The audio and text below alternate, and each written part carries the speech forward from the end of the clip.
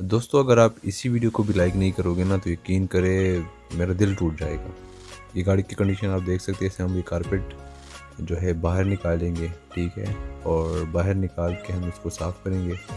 तो ये हमने कारपेट बाहर निकाला, उसकी कंडीशन आप देख सकते हैं। वीडियो को बिल्कुल भी स्किप ना करें, ये काफ़ी ज़्यादा अच्छी वीडियो बनने वाली है। तो आओ यार शुरू करते हैं बिना किसी बकचोदी के।